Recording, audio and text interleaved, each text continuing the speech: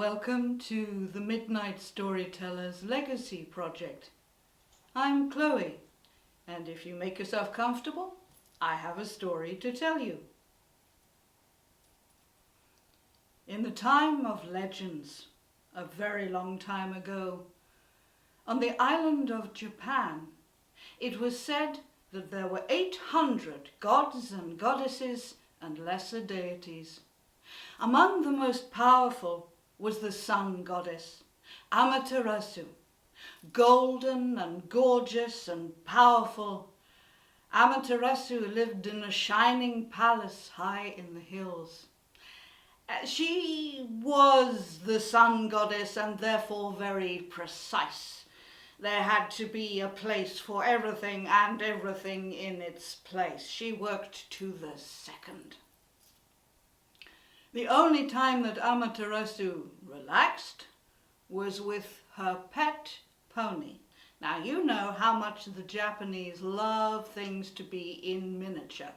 This little pet pony, brown and white, was no bigger than a miniature Shetland pony, and it had a sparkly mane and tail and little golden hooves and a snuffly, soft, velvety pink nose and great big brown eyes with long lashes.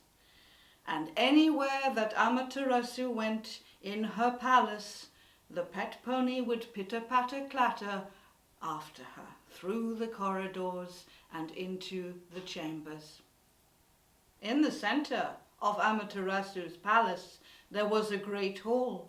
It was the Great Hall of Weaving, and in that great hall were 7 magical looms, and 7 magical maidens sitting at those looms weaving what some people said was nothing less than destiny itself. It was all so perfect, it was all so precise. Except that Amaterasu did not get on quite so well with her younger brother. Her younger brother was Susanoo Mikoto, the lord of oceans and storms and tsunami and earthquakes and volcanoes. He loved to stir things up for his older sister. Some of you will know that older sisters and younger brothers, it doesn't go so well. And she was constantly nagging at him, pull yourself together, behave correctly, behave as a proper young god should. And his response to that was to do something extra destructive. Until there came a time when Susanoo Mikoto decided he needed to make an effort to behave correctly. And he tried really hard. He did so well that Amaterasu chose to take the risk of inviting her younger brother to dine with her one night at her palace. Susanoo Mikoto arrived on time. He wore his finest traditional robes of sea blues and greys and greens, and everything was clean. Amaterasu took her younger brother into an inner chamber of the palace, one of those fine, plain, elegant chambers with paper walls and beautiful designs painted, and the perfect flower arrangement in one corner. They sat and they ate, and Susanoo Mikoto ate with his mouth closed, which was an achievement. And he drank a very little of the sake rice wine, just enough to be sociable, but not too much. At the end of the meal, in fact, as soon as it was over, Amaterasu got to her feet. Brother dear, it's been a pleasure, it's been a joy to see you doing so well. I have loved welcoming you here tonight, but as you know, I have to make an early start in the morning. So I must leave you now, and I see you haven't quite finished your drink. Do please stay, finish your drink, and I look forward to seeing you another time. And out went Amaterasu, shining and golden, and the moment that she'd gone, Susanoo Mikoto sent the servants to bring more sake rice wine in little ceramic jars, perfectly warmed, and he knocked back 1, and he knocked back 3, and he had 4, 5, 6, 7, 8 more. And then he was on his feet and staggering. Never mind the sliding doors, he went straight through the paper wall out into the corridor and was stumbling and staggering around the palace until he came to the Great Hall of Weaving, and it is possible that by the time he left the Great Hall of Weaving, some of those magical maidens weren't maidens anymore, but there were no official complaints. Presently, Susanoo Mikoto reeled to the front entrance. He came to the doors. He stepped outside towards the steps that led back down into the world. But the moment that he stepped outside, the cold night air reached down inside him and curdled everything in his stomach. Some of you know that feeling. And it was at that moment that the little brown and white pet pony with the big brown eyes and the snuffly pink nose came pitter-patter clattering out of the palace and up to Susanoo Mikoto and nudged him for a treat. That was the wrong person and the wrong moment to nudge for a treat. In a towering, drunken rage, Susanoo Mikoto seized the pony, picked it up and shook it until its little golden hooves rattled, and then he ripped its head off. Blood fountained. He threw the body down one way, the head down the other way, and then Susanoo Mikoto collapsed in a drunken heap there at the top of the steps. And he lay there, snoring and belching and farting in his sleep. And some of you have tried to sleep next to one of those, I know. First thing next morning, out came Amaterasu, ready for her day's work, and she nearly tripped headlong over her still sleeping brother, and she saw the dried blood. She saw her pony's body. She saw her pet's head. The goddess didn't say a word. Amaterasu just ran. She ran out, flying through the air with her light streaming behind her. She flew across the mountains of Japan till she came to the highest, the tallest, till she came to the dark opening of a cave, and the sun goddess hurled herself inside and with her magical powers lifted a huge boulder and dropped it across the cave entrance, sealing herself inside the mountain. And darkness and cold covered the world. Everything that breathed and everything that grew was freezing and dying. The other 790-something gods and goddesses and lesser deities and the first few humans, they all came swarming up to the mountaintop and they banged on the boulder. They begged their sun goddess to come back out. But all they got was her voice. No, I'm never coming back out again. Why should I come back out into a world where my own brother can do something so vile? I'm staying in here. And everyone was freezing.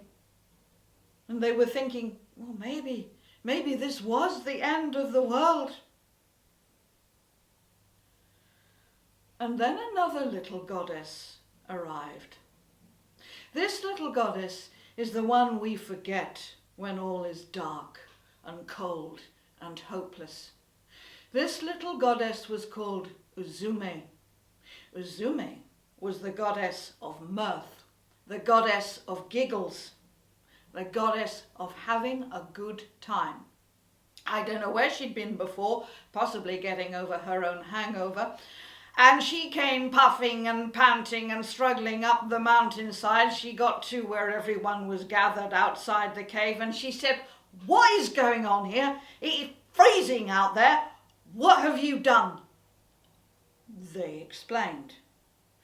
Uzume said, "You numpties, you made a right mess of this.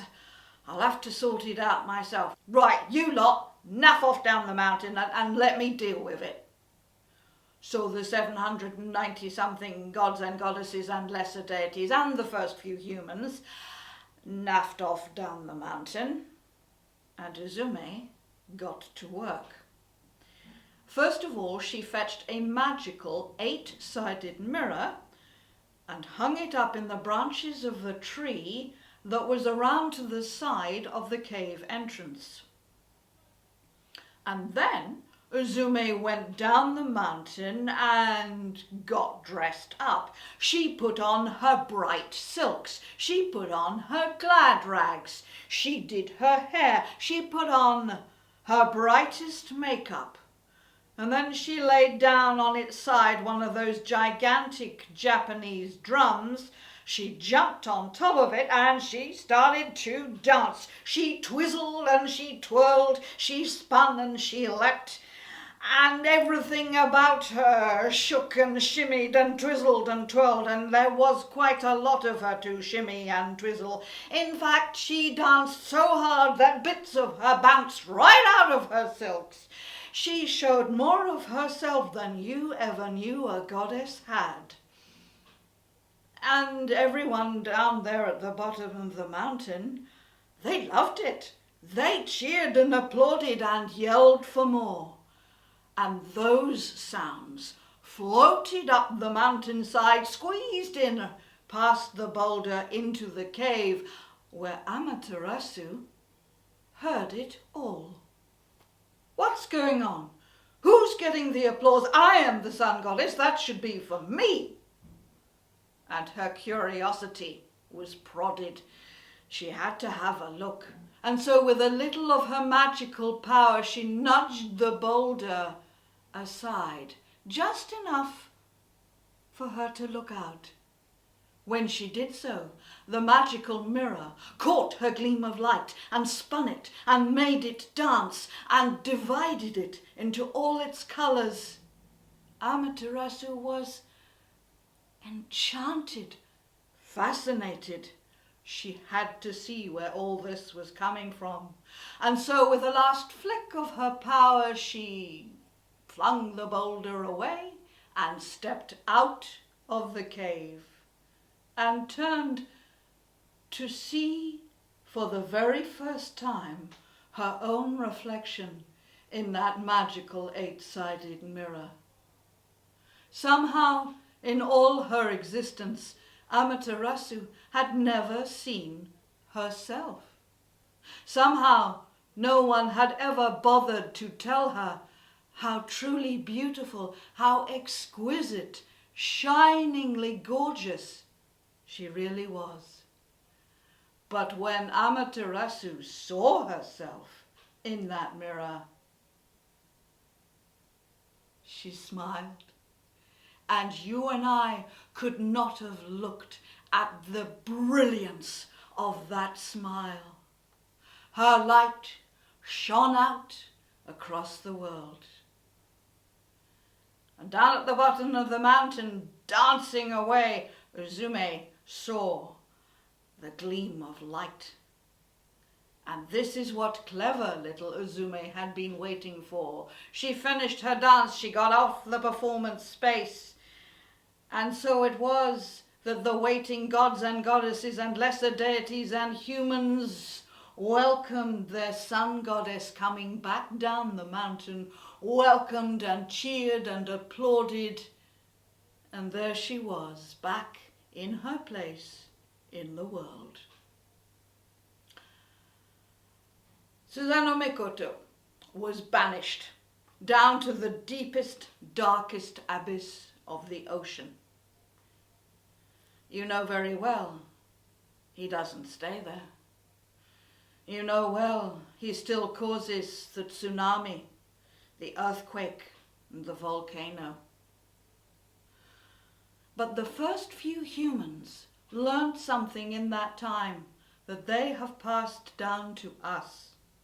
They learned that when everything is desperate, when everything is dark and cold and seemingly hopeless, you don't just give in. You don't just give up. You gather your friends however you can. You gather your friends, you put on your glad rags, you start the music, and you have yourselves a bloody good time together. Thank you.